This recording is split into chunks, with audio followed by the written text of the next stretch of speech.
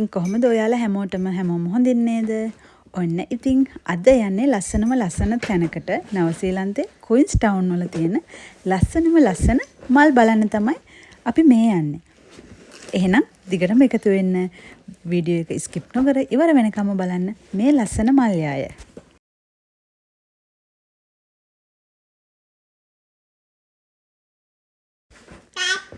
අපි දැන් එතෙන්ට ලං වෙලා ඉන්නේ ලේක් එකත් එක්කම තමයි ඒ තැන තියෙන්නේ. ඔන්න ඉතින් අපි එතෙන්ට ආවා පටන් ගන්නකොටම මෙන්න මේ වගේ ලස්සන මල් ටිකකින් තමයි යන්න තියෙන්නේ. ඔන්න ඉතින් තාත්තලා කට්ටියම යනවා. මම බලන්නකෝ මම ඉතින් රෝස මල් පිරුණු ලස්සන ගවුමක් තමයි අද නම් ඇදගෙන ඉන්නේ.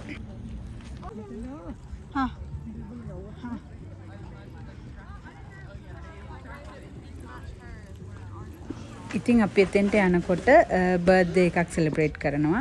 ඉතින් චූටි පැටියට මට කවන්න තිබුණා. මොකද අපි ආවේ දවල් 1ට වගේ. එතකොට එයාගේ කෑම වෙලාවක් තිබුණ නිසා මම එයාට කෑම එක ෆීඩ් කරා. එතකන් තාත්තයි පුතයි මෙතන ටෙනිස් ගේම් එකක් තිබ්බා. එතන හිටියේ වයසක අය. හරි දක්ෂ විදියට එයාලා සෙල්ලම් කරා. ඉතින් අපි ඒකත් ටිකක් වෙලා බලලා මේ පැත්තෙන් තියෙන බර්ත්ඩේ එක දිහත් පොඩ්ඩක් වෙලා බලන් ඉඳලා මේ ලස්සන රෝස මල් වත්ත බලන්න දාන්න තමයි දැන් හදන්නේ.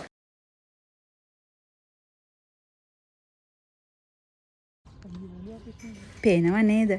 අද මේ මල් ටික දිහා බලලා ඔයාගේ හිත සනස ගන්න පුළුවන්. ඉතින් මේක හරියට භාවනාවක් වගේ ලොකු රෝස මල් යායක් තමයි මේ තියෙන්නේ.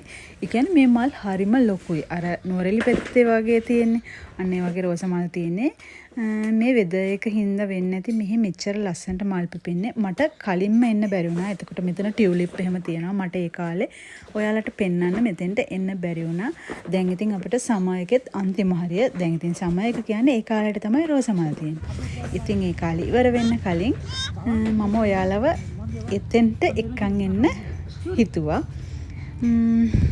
ඔන්න ඉතින් මෙන්න මේ විදිහට අපි මල් බල ඉස්සරහට ගියා. රෝස පාට, සුදු පාට, කහ පාට ලස්සන මල් එතන තිබුණා. පර වෙනකොට රෝහන් මේන් හරි මල. ඔව් මේක මේ මල.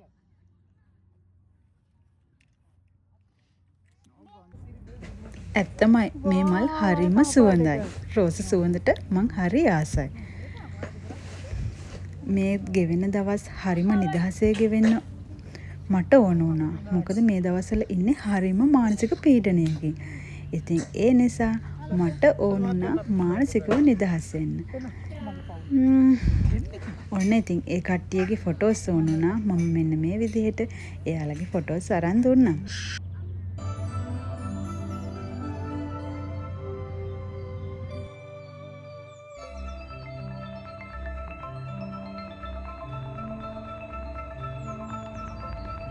පේනවනේ ඉතින් මටත් පිස්සු හැදිලා වගේ. ෆොටෝස් ගන්නවා, වීඩියෝස් ගන්නවා. මගෙත් ඉතින් වෙන වැඩක් නැහැ.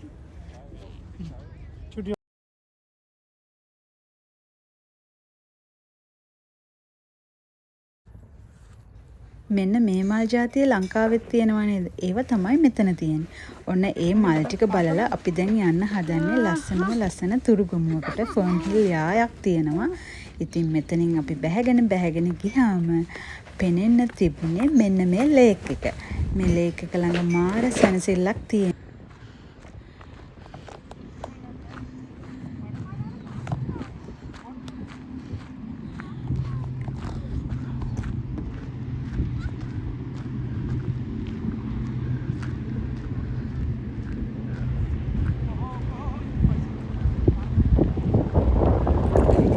නිව්සීලන්ත වල තියෙන ලස්සනම සිටි එකේ තමයි මම ඉන්නේ. හුඟක් අය කියන්නේ එහෙම නිව්සීලන්ත වල තියෙන ලස්සනම සිටි එක ක්වීන්ස් ටවුන් කියලා. ඇත්තටම ටූරිස්ට්ලාත් වැඩිම ප්‍රමාණයක් එන්නේ මෙහෙටලු.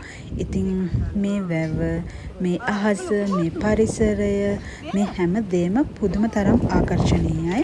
ඉතින් බලන්නකෝ මේ ලේක් එකේ තියෙන ඇක්ටිවිටීස් ගොඩ.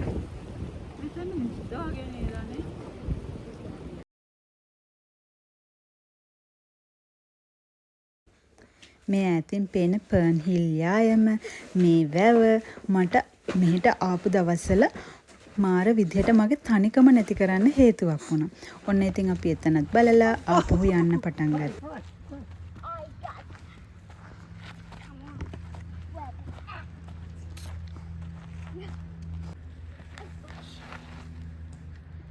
තාත්තගේ challenge එක පරදි. I never give up. You can't do it, I think. No, I'm never giving up like this.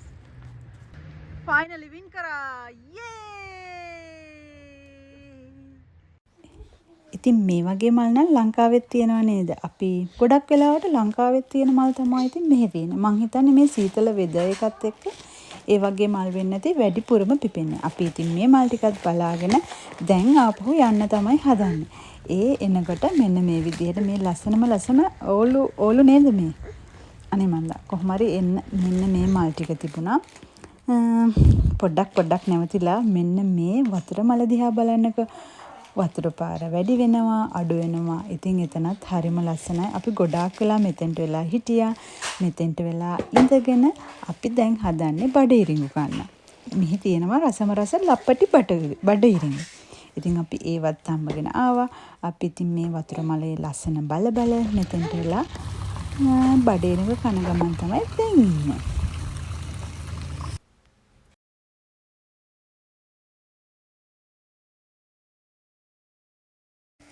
ඉතින් ලොකු පුතාට එන්න ඕන කිව්වා මේ පාක් එකට. ඉතින් එයාවත් අපි එක්කගෙන ආවා. අපි කියන්නේ මං විතරයි ඇත්තටම ආවේ. ඒ ටිකත් කරගෙන අපි දැන් යන්න හදා. කොරියන් ෆුඩ් try කරන්න. මම මෙහෙදි කොරියන් ෆුඩ් try කළාම නෑ. ඉතින් අපිට ආස හිතුණා. අපි මේ ආවේ කිම්චි එකට. ඉතින් මට මේ කොරියන් කෑම එක නම් සෙට් උන්නේ නෑ ඇත්තටම. මම ඊට කලින් කාලා තිබුණෙත් නෑ. තිත්තයි කියලා මට වඩා තිත්තයි මේක.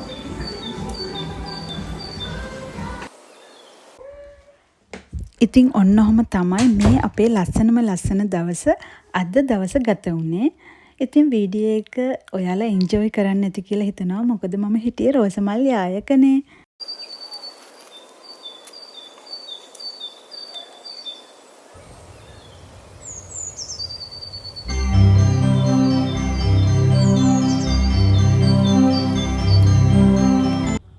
ඉතින් මම හිතනවා මගේ ලස්සන රෝසමල්යායේ ගත්ත මේ වීඩියෝ එක ඔයාලා එන්ජොයි කරන්න ඇති කියලා. එහෙනම් ආයෙමත් ලස්සන vlog එකකින් ආයෙ අපි හමු වෙමු. එතකම් පරිස්සමෙන් සතුටින් ඉන්න.